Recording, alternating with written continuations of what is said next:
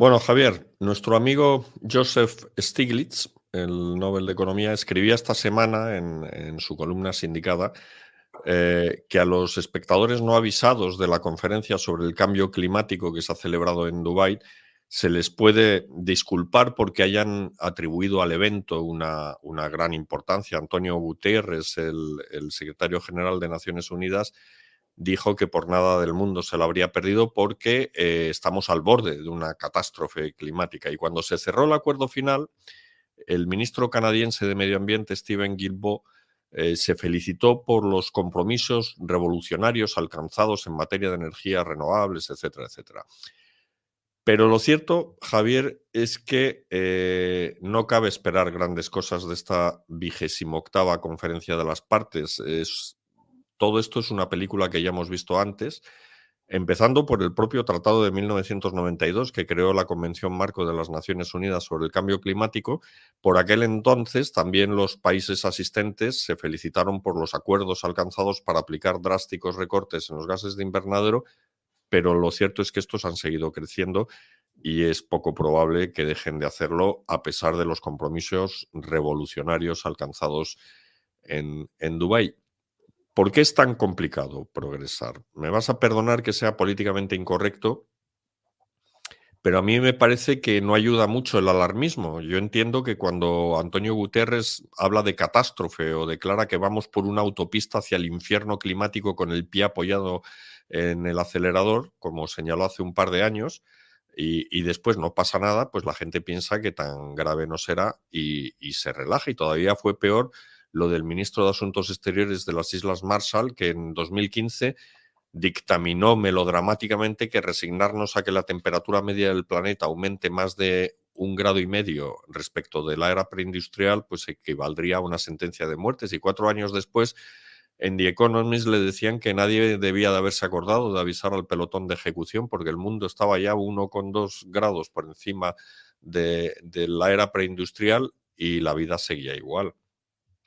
Que quede esto claro, Javier, que no, aunque soy políticamente incorrecto, no estoy negando la responsabilidad de nuestra especie en el calentamiento global, en gran medida porque los científicos han demostrado que no hay ningún modelo climático que, partiendo únicamente de factores naturales, reproduzca la subida de temperatura observada en la segunda mitad del siglo XX. Lo que sí estoy diciendo es que el alarmismo puede ser contraproducente y, por desgracia, se ha convertido en un hábito entre los activistas anticalentamiento. El más significado de todos es Al Gore y Hans Rosling, nuestro admirado Hans Rosling, el hombre de los gráficos burbuja y del que aquí hemos hablado en muchas ocasiones. Pues cuenta en Factfulness, el libro este que escribió sobre los hechos que demuestran lo bien que va el mundo, pues explica que al final de una de sus presentaciones en TED se abalanzaron al estrado dos personas para hablar con él. Una de ellas era Larry Page, el fundador de Google, y la otra fue el ex vicepresidente de Estados Unidos, Al Gore. Y este fue particularmente efusivo. Rosling decía que lo sacudía literalmente y en ese momento nada podía halagarlo más porque Rosling siempre defendió, porque ya murió, que era urgente actuar contra el cambio climático. Pero se quedó de una pieza cuando Al Gore le propuso crear unos gráficos de burbujas a partir de los cálculos más dramáticos y que mostraran el peor escenario posible como si fuera seguro. Yo comprendo perfectamente la tentación de Al Gore y que levante la mano el que no haya pensado alguna vez en cargar la mano con los datos para inclinar el debate de su lado, sobre todo cuando es por una buena causa. El problema es que los datos y la buena causa están íntimamente relacionados. De hecho, reconocemos la buena causa por los datos. Hay cambio climático porque así lo corroboran los registros de temperatura y si manipulamos los hechos a nuestro antojo, pues ¿en qué queda el cambio climático? En lo que decida Al Gore. Por fortuna hay que decir que Hans Rosling no accedió a las peticiones de Gore, pero el incidente revela la desesperación de los defensores del medio ambiente ante la falta de resultados, una desesperación tanto mayor cuanto desde el punto de vista técnico, y esto me lo confirmarás tú, el problema está muy claro. O sea, en el Nobel William Nordhaus dice que la economía del cambio climático no es difícil de entender, que la combustión de carburantes fósiles arroja a la atmósfera CO2, lo que conlleva un impacto dañino para el medio ambiente, y es lo que los economistas llamáis externalidad, y se produce cuando quien origina un perjuicio no paga por él y carece, por tanto, de incentivos para reducir su producción. Los mercados no son muy buenos lidiando con este problema, pero la solución tampoco es complicada. Consiste en elevar el precio de la externalidad grabándola con un impuesto especial que encarezca y reduzca su producción. Pero si la teoría es sencilla, la práctica está, por desgracia, sujeta al conocido dilema del gorrón, que consiste en que los gobiernos están obligados a reclamar a sus contribuyentes un esfuerzo cuyos beneficios se diluyen en el espacio y el tiempo. Y esta estructura de costes locales e inmediatos y resultados globales y remotos, pues te sitúa ante una alternativa delicada, porque si tú cooperas y los demás gobiernos no, pues estás haciendo el canelo porque cabreas a tus votantes y no solucionas el problema. Y si por el contrario te pones de perfil y los demás gobiernos cooperan, pues disfrutas de todas las ventajas porque resuelves el problema y no cabreas a nadie. ¿Y cuál es la actitud que adoptan la mayor parte de los gobernantes? Pues muy fácil, en público se dan golpes de pecho e insisten en la urgente necesidad de reducir las emisiones para ver si los demás pican, y luego en privado no mueven un dedo. Entre tanto, el problema pues se va complicando, el planeta se calienta y cada vez asistimos a más eventos extremos, huracanes, inundaciones, sequías, incendios, un tema que inicialmente no estaba claro que fuera consecuencia del cambio climático, pero que en los últimos cálculos revelan que aparentemente sí. Así que, Javier, ¿qué podemos hacer? Stiglitz decía que hay que dejarse de acuerdos y pasar a las sanciones. Es decir, si un país se dedica a producir aluminio de un modo poco sostenible, pues lo que hay que hacer es no comprarle aluminio y se acabó. Y Nordhaus también dice que incluso hay que montar un club del clima cuyos socios se nieguen a comerciar con los que no formen parte de él y cuyo acceso esté restringido a los países que cumplan los objetivos y los compromisos de emisión. Yo no sé qué opinas tú de todo esto, Javier, pero cada vez es mayor, además, el protagonismo de los economistas en materia del cambio climático. Esto es una, vamos, a nivel de tesis y de trabajos de investigación, los economistas, mucho más que los meteorólogos, han adquirido un protagonismo creciente. ¿A qué se debe? Explícanoslo. ¿Y será tu gremio el que dé con la solución del calentamiento global o debemos simplemente arrojar la toalla y concentrarnos en la adaptación? Ahí hay un Nobel para los que se atrevan a asumir el desafío. Bueno, vamos a ver. Has dicho prácticamente todo lo que había que decir. Vale, pues vamos. El problema del gorrón es el del viajero sin billete, es la otra manera en la que se le conoce, ¿no? El fenómeno del free rider, el del viajero sin billete.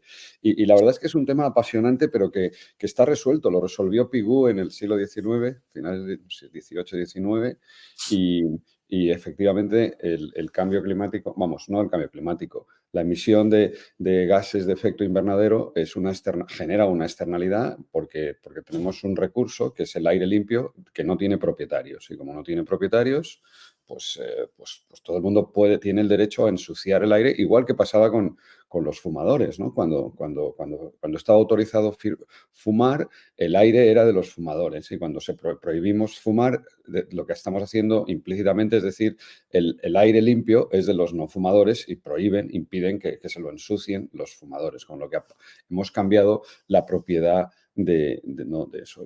Y a Pigou no le dimos el Nobel pues porque fue anterior a Alfred Nobel y a la institución por parte del Banco de Suecia del Premio Nobel de Economía, que como sabes no está en el legado, no había economistas entonces, o Alfred Nobel no le pareció que mereciéramos Premio Nobel, con lo cual lo hizo el Banco de Suecia después en memoria de Alfred Nobel, ¿no?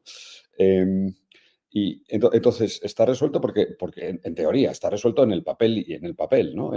Los impuestos piguvianos no son tan famosos como la curva de Laffer, pero están ahí. Consiste en poner un impuesto que obligue a los emisores a internalizar la externalidad. Y ya está. Y en fin, hay los mercados de derechos de emisión, pues es una manera equivalente. Déjame que diga equivalente y que no nos metamos no nos perdamos en esa madriguera de hacer que el que emita pague, ¿no?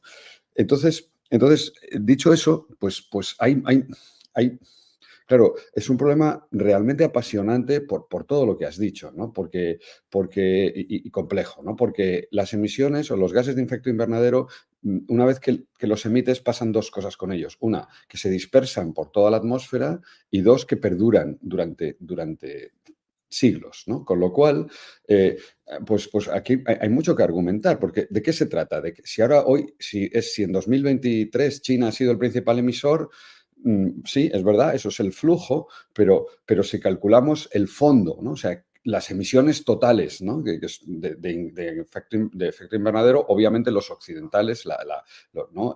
Incluido a Estados Unidos, Europa y sus colonias, hemos emitido cientos de veces más que todos los países emergentes, que van a ser los nuevos emisores, porque ¿no? Y per cápita. Entonces, claro, el argumento ahí es, a ver, ¿de qué se trata? ¿No? O sea, vosotros habéis emitido, os habéis enriquecido en parte en base a unos costes de una energía, o sea, baratos, porque lo que no hay ninguna duda es que limpio o verde es caro, hoy por hoy. Limpio o verde es más caro que la alternativa, que es hidrocarburos abundantes y baratos, en fin, con las restricciones que sabemos, la invasión de Rusia, Nord Stream cerrado, hemos hablado de eso, hemos hablado mucho. Pero el limpio es caro, ¿no? Si ahora un coche eléctrico cuesta más que un motor convencional. Un coche eléctrico tiene, y sobre todo si haces bien las cuentas, en fin, puede que estrictamente no, pero hoy en España, para tener un coche eléctrico, tienes que tener un garaje, porque como no tengas un garaje, pues ¿dónde lo cargas, no? Y no tenemos las infraestructuras. El sector público no se ha implicado para obligar, ¿no? No sé si obligar, a incentivar a las comunidades a que todo el mundo que no tenga garaje tenga un enchufe a un precio razonable, ¿no? O sea, a un precio no muy lejano en fin, no de la tarifa de baja de por la noche, que es cuando todo el mundo debería cargar un coche, ¿no? O podría cargar un coche, sino bueno, pues como mucho lo puedes aproximar al coste de uso completo, una vez calculado, de un coche convencional. Entonces, si yo hoy me compro un eléctrico, como no tengo garaje, ¿dónde lo cargo? ¿Y cuánto me cuesta? ¿No? Y eso es, ¿no? Así como, pues no sé, en otros países, en Ámsterdam, pues prácticamente, no, te voy a decir 1 de cada 2, y estoy exagerando, 1 de cada 3 o cada 4 aparcamientos tiene un cargador, tiene un poste de recarga en la calle, ¿no? Entonces, cargar el coche, pues no es ningún problema, y el precio es razonable, podría estar subvencionado si quieres favorecer eso. Entonces, bueno, pues está el problema del viajero sin billete. Es verdad que en el alarmismo es otra imagen, ¿no? Que hay siempre la micro o la no economía piensa que o sea, que si tú ves que viene un tren hacia ti, pues, o un toro, volvemos al toro, el torero, pues viene el toro, ¿y qué va a hacer el torero? Quitarse, no se va a quedar, vamos, en fin, si eres José Tomás, a lo mejor te quedas ahí, pero eso ya es otra historia, ¿no? O sea que entonces, pues se trata de torear. ¿Qué es torear? Pues torear es que el toro venga y tú te quitas, y entonces lo vuelve y tú te vuelves a... En fin, ¿no? le dejas pasar, ¿no? Y le toreas, ¿no? Pues porque nunca te pilla, ¿no? Entonces, muchas veces pensamos que van a ocurrir las cosas, y como vamos a seguir con este escenario que se llama business as usual, ¿no? Haciendo las cosas como antes, haciendo los negocios como siempre. Y en ese escenario, hoy ya sabemos que no vamos a 5 grados más. O sea, si seguimos como hasta ahora, ¿no? Reduciendo las emisiones al ritmo al que lo estamos reduciendo, vamos a ir a un escenario que no nos vamos a extinguir, ¿no? O sea, que eso, si alguien pensaba que eso va a ocurrir, pues es muy improbable que eso ocurra.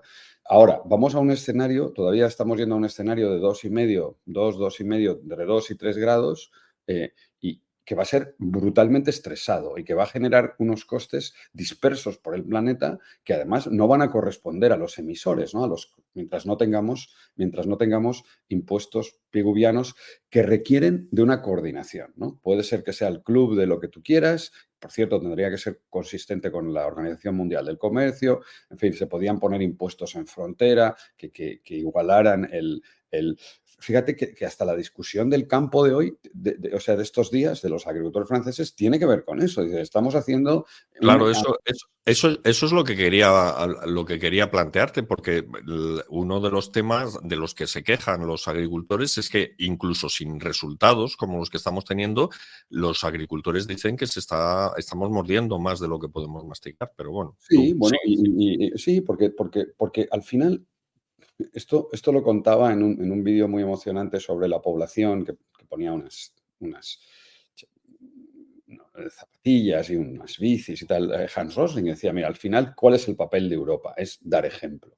Es dar ejemplo y, ¿no? y facilitar que los europeos nos escapamos, ¿no?, de la miseria en el siglo XIX, a principios del siglo XIX, fuimos los primeros en irnos, una parte con nuestro ingenio, con el cambio retórico, reconociendo, recompensando a los innovadores, pero también aprovechándonos ¿no?, de los recursos de la época colonial, de los demás, ¿no? Hicimos eso y ahora tenemos ¿no?, que recuperar a los demás, ¿no? Y dar ejemplo. ¿Y qué quiere decir dar ejemplo? Pues que los agricultores y las sociedades, porque las sociedades ricas, los europeos, tenemos que reconocer dos cosas. Una, que hemos emitido, que lo justo, o sea, en fin, lo justo es no cuánto emites cada año, sino cuánto has emitido a lo largo de toda la vida del carbono ¿no?, de la emisión. Y entonces, eso es lo que hay que contar.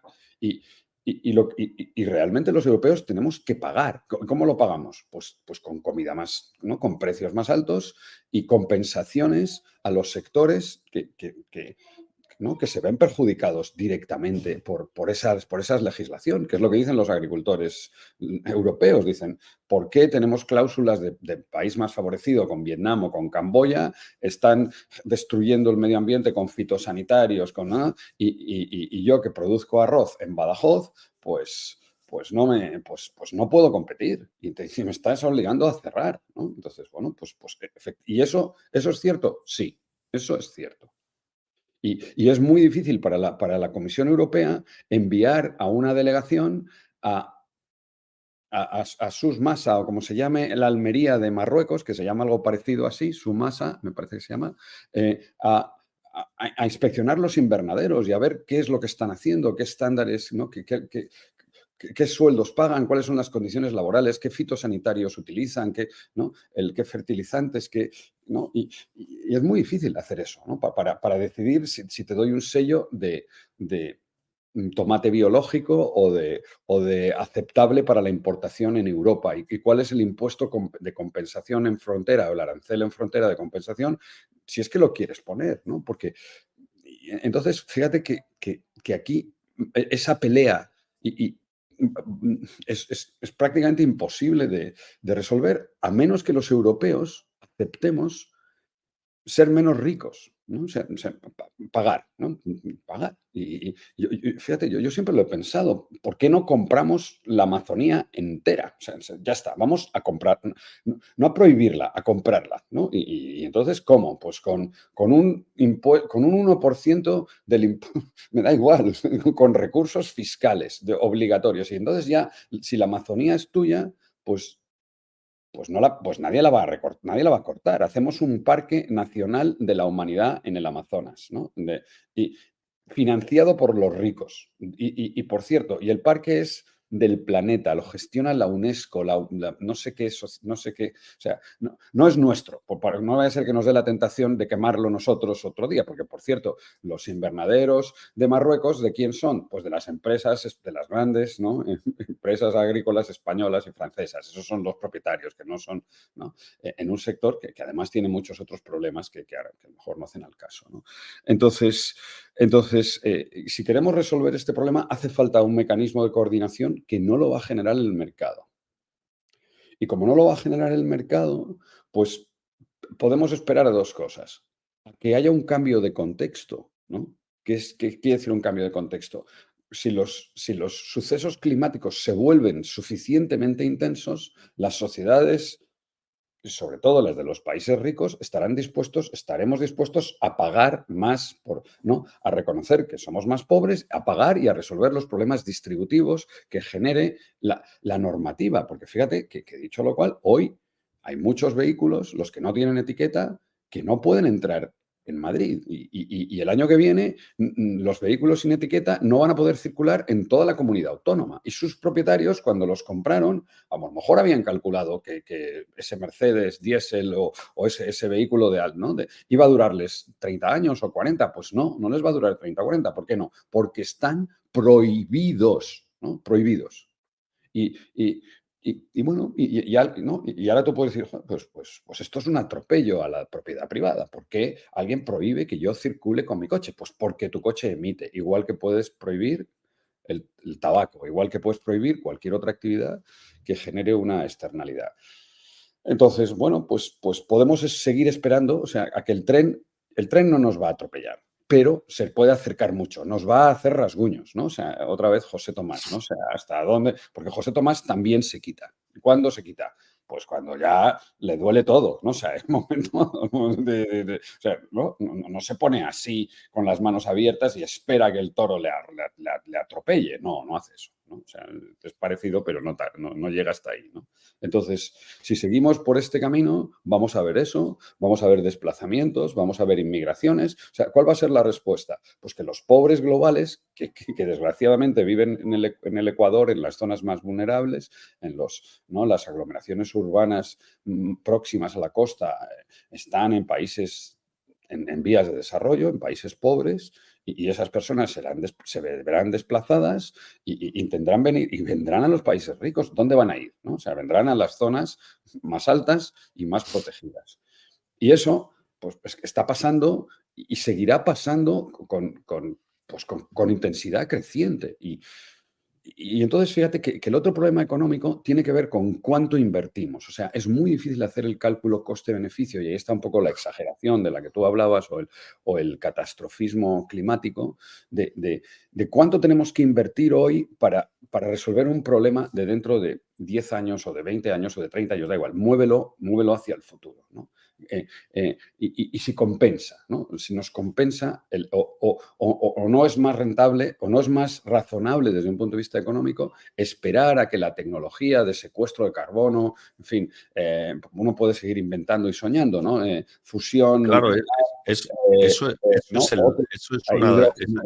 hidrógeno verde. Perdona, esa es una de las opciones, efectivamente, la adaptación. Y de hecho, antes de que sucedieran todas estas barbaridades del 7 de octubre y la guerra de Hamas, estuve en Israel y ahí tenían un montón de iniciativas en ese sentido, porque allí es un país que ha luchado siempre contra un entorno muy hostil y entonces pues tenían eso, desarrollaban tecnologías para secuestrar el carbono, esto y todo tipo de, en fin, se trata yo qué sé, si sube el nivel del agua, pues apartarnos un poco, ¿no?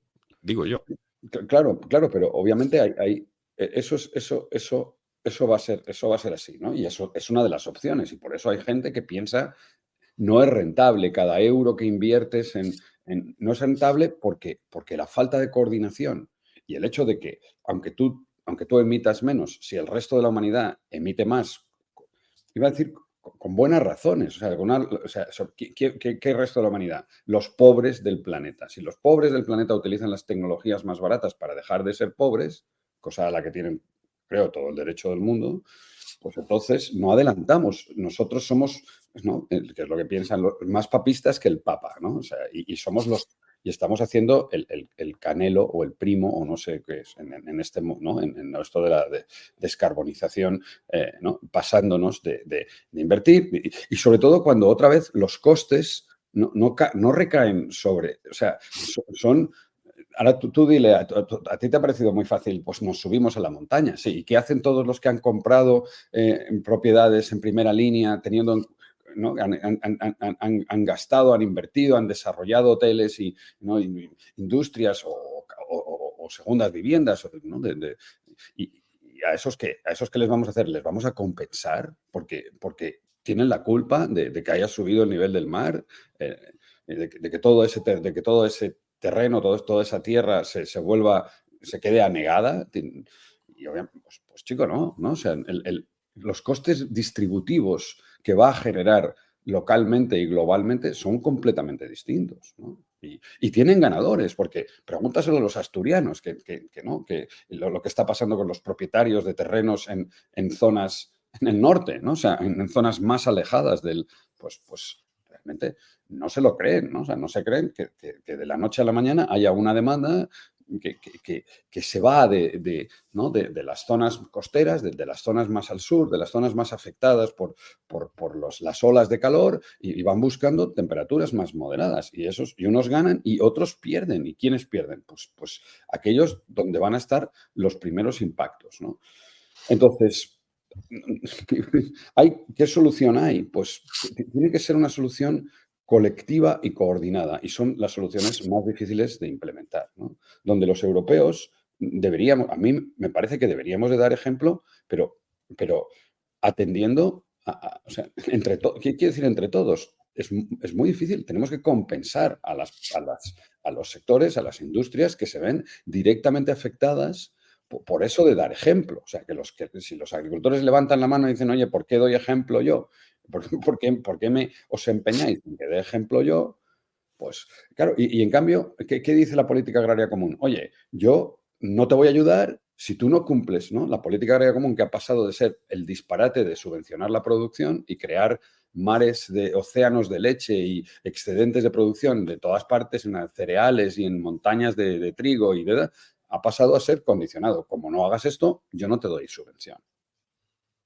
¿Y qué es esto? Pues barbechos, terrenos sin cultivar para la biodiversidad. Todo. O sea, ok, impone un coste climático. Y claro, pero a cambio le dice, tú haz lo que quieras, pero no te doy pasta, mi pasta. O sea, fíjate tú que hubo un momento en que el 50% de las subvenciones, o sea, del presupuesto de Bruselas, lleva a la política agraria común. Ahora estamos en el 30%, ¿no? Para un sector que es menos del 5%, con lo cual bueno, pues esto también hay que tenerlo en cuenta y forma parte de esos diseños, de esos cambios en los sistemas de incentivos que van a hacer bueno, pues que descarbonicemos nuestra economía. Cuando decidimos quitarle el IVA a la electricidad y bonificar la gasolina, pues a mí eso me pareció que iba en contra, o sea, eso iba en contra de ahorrar gasolina y ahorrar electricidad y descarbonizar, ¿no? O sea, porque si estás bonificando la gasolina, ¿no? En vez de penalizando la gasolina, que es, ¿no? Que al final, si tú quieres encarecer o abaratar el coche eléctrico, lo puedes hacer encareciendo el transporte convencional, aumentando los impuestos sobre ¿no? los hidrocarburos en general. Sí, pero ahí estamos en el tema de que efectivamente lo que estás diciéndole a la gente es que somos más pobres, tiene usted que asumirlo, tiene que gastar menos. No. Si queremos energía verde, si realmente la queremos, o sea, tú puedes querer decir, mira, después de mí el diluvio y que arda Troya. O sea, ¿no? La verdad es que son dos metáforas muy apropiadas, ¿no? Va a venir el diluvio y va a arder Troya. Y el que venga, a mí haya películas, es que puede que no nos importe extinguirnos. O sea, bueno, pues a mí qué, déjame en paz. Esos problemas que los resuelvan los que les toque, que yo bastante tengo con los míos, ¿no? O sea, tú puedes ser una generación fatigada y una generación cuando decidas, mira, pues que cuando Greta Thunberg sea la primera ministra de Suecia, pues que ella haga lo que le parezca, que lo gestione ella. O sea, ¿no? Y ya está. ¿No? Cada generación hereda ¿no? Una situación económica que en algunas más favorable, más desfavorable, unas nuevas tecnologías, ¿no? Y con eso que va a heredar Greta Thunberg, que va a tener robots y algoritmos, inteligencia artificial y tecnologías de secuestro de carbono, pues que se apañe. ¿Por qué tengo yo que pagarle a Greta Thunberg el parque, o sea, vivir en medio de la naturaleza, la Arcadia, ¿no? O sea, si quiere una Arcadia, que se la compre ella, a mí, ¿qué me cuentas, no? Y fíjate tú que entre eso y pasarle a Greta Thunberg un planeta en llamas, hay un mundo, ¿no? O sea, que obviamente, y aquí fíjate que las personas que tienen hijos y que aspiran a tener nietos, pues tienen una sensibilidad y las que no, pues lógicamente tienen otra, ¿no? Yo, ¿por qué voy a tener que pagar esto? Si yo he decidido terminar con mi dinastía, ¿no? O sea, he decidido es que, ¿no? que mis genes no pasen a la siguiente generación. ¿Por Sí, qué? eso viendo una serie de televisión, el Lotus Blanco, creo que era, uno de los personajes comentaba que habían decidido no tener hijos porque no querían traerlos a un mundo tan horroroso como el mundo en el que vivimos. Esto, en fin, es una opinión muy Sí, poco congruente con los datos, ¿no? Pero en fin, perfectamente legítima, ¿no? Como todas y las opiniones. luego, sí, y luego fíjate que al final está la última derivada que me queda, mirando la lista que he apuntado antes, que la energía nuclear sea una energía verde, pues lo es, indudablemente, en una dimensión. Los residuos que genera la energía, ¿no? La generación nuclear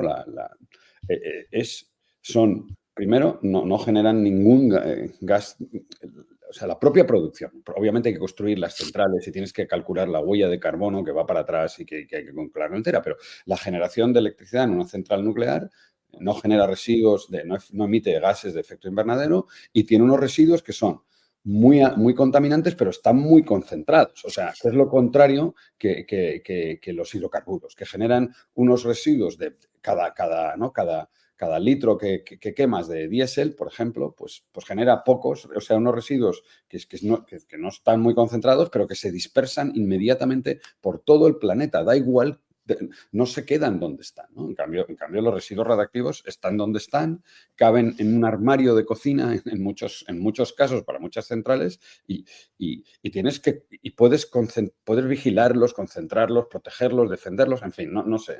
Y por supuesto que viene el tsunami y se carga la central nuclear y se carga Fukushima. Entonces, eso también hay que tenerlo en cuenta. Pero fíjate que la diferencia es realmente espectacular la diferencia de estrategia que han seguido Francia y Alemania, como dos economías parecidas, ¿no? Semejantes en muchas características, y que yo creo que va a condicionar los próximos, ¿no? Si no hay un cambio tecnológico inesperado ¿no? y pronto, va a condicionar completamente el desarrollo de esas dos sociedades en la próxima década, ¿no? Haber apostado por la energía nuclear va a ser la gran ventaja comparativa y competitiva que va a tener Francia frente a Alemania, que ha apostado por los hidrocarburos, que cerró sus centrales, que ha terminado con esa tecnología y que se ha quedado con Nord Stream cerrado, que se ha quedado sin gas de Rusia, ¿no? Entonces, fíjate tú la gran tragedia de Alemania, que lo hemos visto el año pasado en el corto plazo y lo vamos a seguir viendo en las tasas de crecimiento de Alemania y de Francia este año y en los próximos años. Otra vez, al menos que haya una solución inesperada y virtuosa de esta situación. O sea que es fascinante porque por todas, si quieres que resuma, de una manera técnica está resuelto, ¿no? Y sabemos que con un impuesto piguviano a las emisiones, a los emisores o con unos derechos de emisión que se puedan comprar y vender de aquellos de unos a otros, porque el coste de reducir las emisiones no es el mismo en todas las industrias. Entonces los derechos de emisión tienen la ventaja que no es un impuesto uniforme para todos los emisores, sino que unos se lo pueden vender a otros, ¿no? Y eso es un poco más eficiente. Bueno, eso está resuelto. El análisis coste-beneficio es muy complicado porque no sabemos cómo van a terminar siendo esos escenarios, donde va a cambiar la tecnología. Lo que sí que parece es que los costes son asimétricos. O sea, si fuéramos a un mundo 6 grados o 5 grados por encima de la época preindustrial, el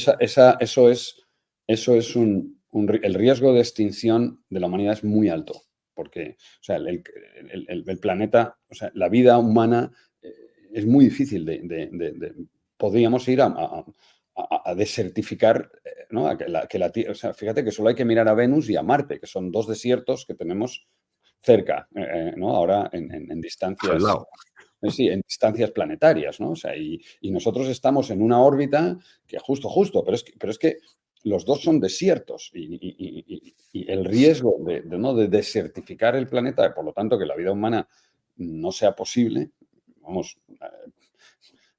supongo que a lo mejor podíamos vivir en el subsuelo 25.000, ¿no? O sea, humanos, no sé, o sea, pero en la escala de humanidad, a la que con 8.000 millones de humanos, camino de 10.000 millones, por decir un número, sería absolutamente imposible, ¿no? Y podríamos llegar a, ¿no?